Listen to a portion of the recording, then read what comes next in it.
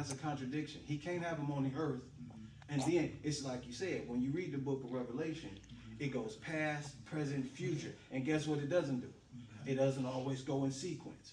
You know how I know? Right. Yeah, right. I could take y'all to many verses that's out of sequence and show the time. Yeah, we're aware that happens. Right. But what we're trying to establish is if this 144,000, if they're actually on the earth with Jesus as king.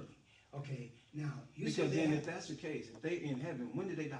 Hold on, Andrew. Hold on. Let me finish telling you.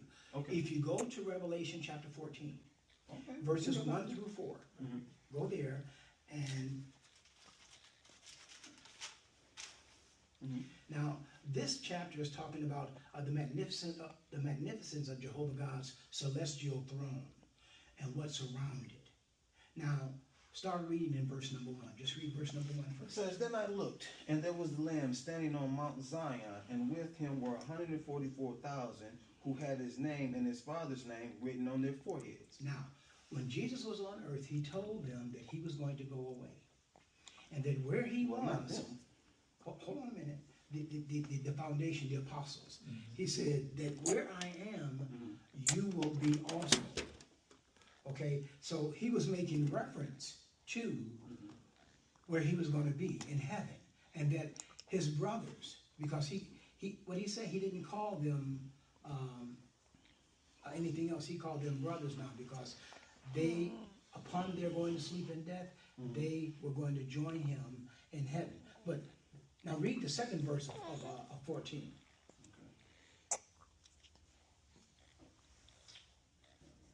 Okay, verse 2. I heard a sound from heaven like the sound of cascading waters and like the rumbling of loud thunder.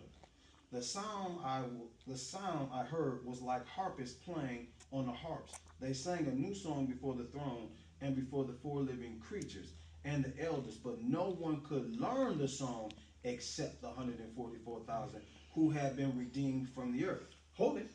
Where did you hear that sound from? From where did it say? Out of your Bible? It said they sang before the throne. From where? It says they sang a new song before the throne and before the four living creatures. Yeah, but didn't it say from heaven?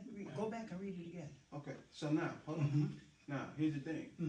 You're putting them somewhere. No, I'm not putting them anywhere. Watch this. Okay. I'm listening to your premise. Okay. Your premise is that the 144,000 is in heaven. But when I get to the text is not going to infer that they're in heaven. It's not. I'll watch it. I'll read it slow. First of all, let's see who is the they. I heard a sound from heaven like the sound of cascading waters and like the rumbling of loud thunder. The sound I heard was like harpists playing on their harps. They sang a new song before the throne and before the four living creatures and the elders, but no one could learn the song except the 144,000. But it doesn't say that they were there in heaven. It says they're the only ones who could learn it. Remain virgins. These are the ones who follow the Lamb wherever he goes. They were redeemed from humanity as the first fruits for God and the Lamb. No lie was found in their mouths. They are blameless. So they were redeemed from. When you say from the earth. They came from the earth. No. That word from doesn't mean that they left. It said that they were redeemed. You're redeemed from the earth. Right? No, I'm not redeemed from the earth. No. When you redeemed from the earth, first of all, when we start talking about what's symbolic and what's not symbolic, in the Bible, the word earth is referenced as where sin is.